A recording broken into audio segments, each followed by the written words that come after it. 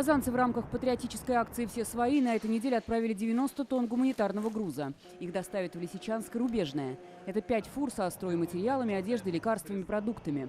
В этом году это 7-й гумконвой.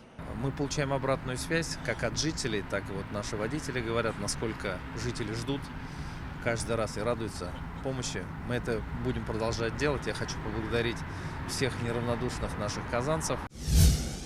Из набережных Челнов своим в ЛНР отправили 18 тонн гуманитарного груза. С октября прошлого года «Автоград» организовал бесплатное горячее питание в Лисичанске. Ежедневно команда волонтеров Рустама Гатина кормит 5000 человек. За год челнинцы приготовили 2 миллиона порций. Подарки и посылки для челнинских бойцов, которые оказались рядом с Лисичанском. Вот так удивительно получилось.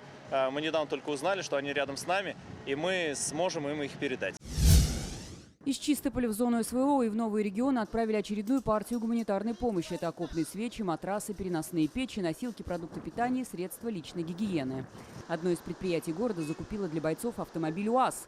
В путь отправили порядка 30 тонн груза. Всего с начала спецоперации из Чистополя отправили 225 тонн гуманитарки. Глава государства ставит всем нам задачу, чтобы мы приоритет своей работы отдавали именно участникам боевых действий, которые сейчас находятся на специальной военной операции. Семьи, которые находятся сегодня здесь, на территории муниципального района, мы должны всячески максимально оказывать им помощь. В Елабуге продолжается акция «Тепло наших сердец. Посылка солдату». Волонтеры, неравнодушные горожане организации собирают для военнослужащих необходимые в быту вещи – носки, салфетки, средства гигиены.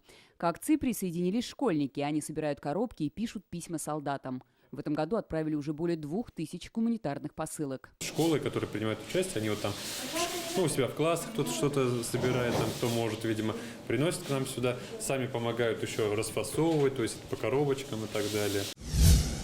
Из Альметьевска силами волонтеров штаба «Своих не бросаем» в зону СВО отправили 6 тонн гуманитарного груза. В его сборе участвовал весь район. Это простые жители, организации и представители бизнеса.